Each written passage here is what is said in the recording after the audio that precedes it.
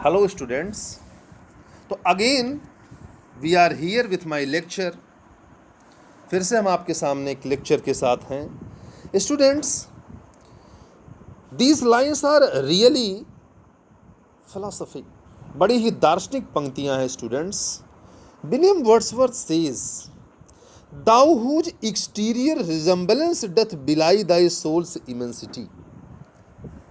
William Wordsworth कहता है कि जो बालक है, जो नन्हा सा बच्चा है ना, इसका जो एक्सटीरियर रिजेम्बलेंस है, जो आउटर स्ट्रक्चर है, जो इसका बाह्य स्वरूप है, जो सांसारिक स्वरूप है, doth belie thy soul's immensity. It makes the child away from the greatness of soul, the immensity of soul, the greatness of soul, the marvelousness of the soul. The child is deprived from that. Once he just fall into the luxuries of the world, into the materialistic approach of the world. एक बच्चा जब सांसारिक वाह स्वरूप में पड़ जाता है तो कहीं न कहीं जो आत्मा की दिव्यता है, आत्मा की जो पारब्रह्म सत्ता है, कहीं न कहीं उससे अलग हो जाता है। लेकिन जब तक वो बच्चा रहता है, जब तक वो छोटा बच्चा रहता है, आप उसके क्रियाकलाप को देखिए। वर्ड्सवर्थ कहता है, दाऊ, बड़ी देर से मैं जिस बात का जिक्र कर रहा था, I have described this point several times earlier in my lecture, but here in this line you are going to encounter the same kind of thought what William Wordsworth has written here, thou best philosopher. Child is the best philosopher. Wordsworth is telling that the child is not an ordinary fellow struggling for survival, doing all the wrong and right tricks for survival. जीवन जीने के लिए हर प्रकार के गलत सही हथकंडे अपनाने वाला सामान्य मनुष्य नहीं है बालक। Child is the best philosopher. वो बच्चा दुनिया का सबसे बड़ा दार्शनिक है। दार्शनिक आप किसे मानते हैं? जो जीवन के सत्य को जान ले। One who realizes the reality of life, and after realizing the reality of life, nor happiness to rise, nor fear to fall. न उसे उठने की खुशी रह जाती है, न गिरने का भय रह जाता है। न कोई अपना होता है, न कोई पराया होता है, न कोई ऊंच होता है, न कोई नीच होता है, न कोई महंगा बिस्तर होता है, न कोई सस्ता बिस्तर होता है। और कभी आप सोच के देखिए उस बच्चे के बारे में, जिन इंद्रियों पे विजय प्राप्त करने के लिए ऋषि मुनि, तमाम संत महात्मा फकीर कंदराओं में चले जाते हैं, उस तरीके का अद्भुत जीवन वो बच्चा जीता है। एक नन्हे से बच्चे को देखिए आप। If you put before him, yes students, if you watch a child closely, अगर आप एक बच्चे को ध्यान से देखें, उसके हाथों में चाहे एक रस्सी पकड़ा दीजिए और चाहे एक सांप पकड़ा दीजिए, वो पकड़ लेगा। उसे पता ही नहीं कि सांप क्या है और रस्सी क्या है। उसके हाथों में चाहे 1 रुपए का नोट दे दीजिए और चाहे 2000 का नोट दे दीजिए, एक ही तरह उसके लिए है। छोटे छोटे बच्चों को आप देखिए, कहते हैं हमको 1 पैसा दे दो। 1 पैसा माने उनको अगर एक एक रुपए के 2 नोट दे दीजिए तो ज़्यादा खुश होंगे, और 2000 का एक नोट दे दीजिए तो फेंक देंगे, नहीं नहीं हमको 2 ही पैसा चाहिए। माने जो हानि लाभ से इतने दूर हैं, जिनको हानि क्या है और लाभ क्या है पता ही नहीं है, बड़ा क्या है छोटा क्या है ज्ञान ही नहीं है। उनको आपने जमीन पे लेटा के सुला दिया, जूठे बर्तन में खिला दिया, उनको आपने चांदी के बर्तन में खिला दिया, सोने के बर्तन में खिला दिया या मिट्टी के बर्तन में खिला दिया, उनको इससे कोई मतलब नहीं है। बोलो भाई, उनके साथ वो जानते ही नहीं कि अपना कौन है कौन पराया है। एक नन्हा सा बच्चा 6 महीने का हो, 3 महीने 4 महीने का नन्हा सा बच्चा हो, चाहे जो उसको ले ले, वो ये नहीं कहता कि ये मेरी मम्मी इन्हीं के पास रहूंगा, ये मेरे पापा इन्हीं के पास रहूंगी, ये मेरा घर है, कुछ नहीं। छोटा बच्चा अगर रिमोट पा जाए तो अपने घर का तोड़ देगा, ये थोड़ी सोचेगा कि ये दूसरे वाला है, दूसरे वाला तोड़ूं, अपना वाला है तो अपना तोड़ूं। जो इस तरीके का जीवन जीने वाला बच्चा हो, जो जीवन के तमाम प्रकार के दार्शनिक जीवन के पक्षों का अभिनय करने वाला बच्चा हो, जो जीवन के हानि लाभ, जीवन मरण, जय पराजय, उद्भव पराभव, ईर्ष्या द्वेष परसंताप, इन चीजों से रहित होता है। घर के लोग कहते हैं कि अब एक काम करो, पड़ोसी के यहाँ जाना मत, और अगर तुमको वहाँ देख लिए ना तो आपकी पिटाई बहुत करूँगा। तो चुप्पे से जाएगा उधर से, अगर उसके घर का कोई बुलाएगा इधर आओ, नहीं, वहीं से सारा कहेगा नहीं आऊँगा।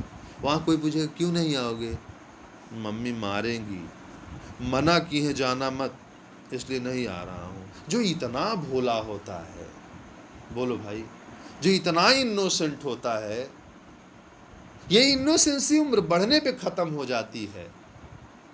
यही इनोसेंसी की, इसी ऑनेस्टी की, इसी ऐन्द्रिय विजय की तलाश में तो संत महात्मा तपस्या करते हैं कि हमारा हृदय बच्चे की तरह पवित्र हो जाए, क्योंकि बच्चे से बड़ा पवित्र हृदय किसी का नहीं होता है। माय डियर स्टूडेंट्स, अगर आप लोगों की स्मरण में हो, 10th स्टैंडर्ड में एक स्टोरी थी, मेरे ख्याल से जजमेंट सीट ऑफ विक्रमादित्य थी क्या, जजमेंट सीट ऑफ विक्रमादित्य। अगर आपने जजमेंट सीट ऑफ विक्रमादित्य पढ़ा हो तो जजमेंट सीट ऑफ विक्रमादित्य पर बैठने के लिए जो राजा लालायित था, उससे एक प्रश्न वे देवदूत यह भी करते हैं कि तुम इस सीट पर तभी बैठ सकते हो, इस सिंहासन पर, जब तुम्हारा हृदय एक बच्चे की तरह हो। क्या तुम्हारा हृदय एक बच्चे की तरह है? तो राजा कहता है नहीं, मेरा हृदय तो बच्चे की तरह नहीं है। तब वो देवदूत कहते हैं कि नहीं, तुम इस सिंहासन पर बैठने के लायक नहीं हो। तो स्टूडेंट, जो बच्चे का हृदय होता है वो एक सच्चा हृदय होता है, एक दार्शनिक का हृदय होता है।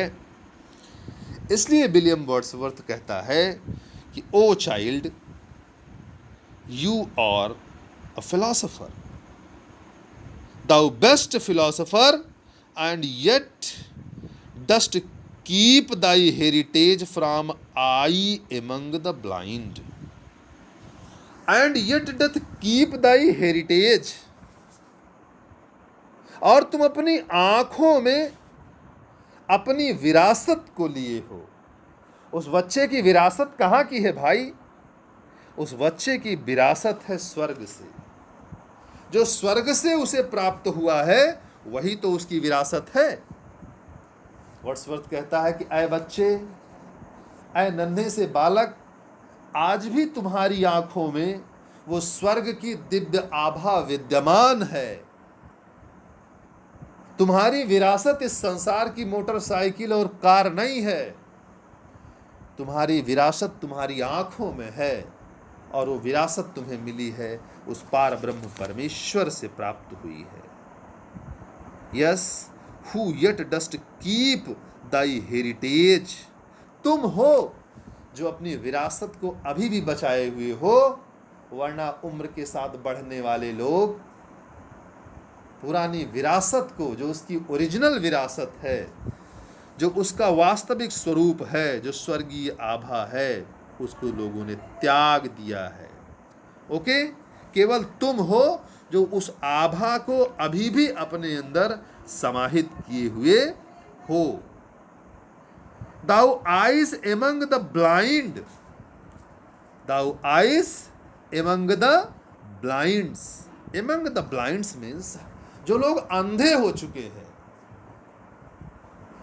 संसार में जो बड़ी उम्र के लोग हम आपकी तरह हैं, सब अंधे हो गए हैं क्योंकि उनको ईश्वर की उपस्थिति का दर्शन नहीं हो पा रहा है।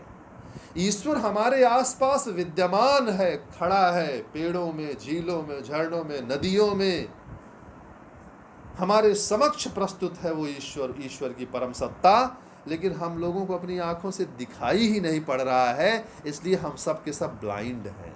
We all are blind. भौतिकता का पर्दा पड़ चुका है।